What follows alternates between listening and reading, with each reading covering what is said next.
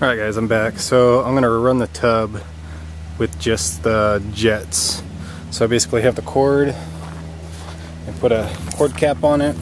It's just for the 110. From my understanding, this just runs the pump and the other items, and then the 220 is dedicated for the heater itself, so it won't heat the water. But it should hopefully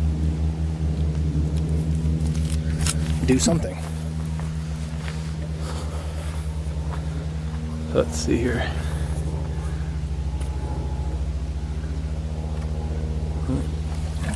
It's doing something.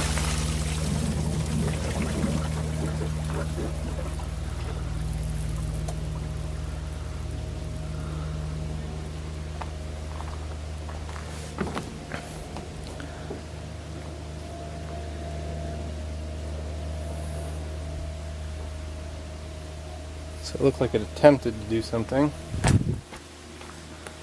And just saying it's at 50 degrees. I'm going to try the jet button here.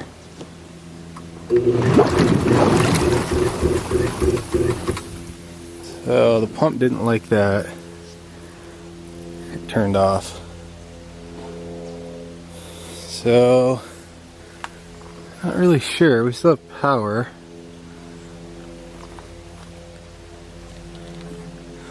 Unless, actually maybe not. Unless I might have tripped my GFCI. Wonder if it took too much of a draw. He said it might do that. So, guess I'm gonna have to hook it to a dedicated circuit and we'll go from there.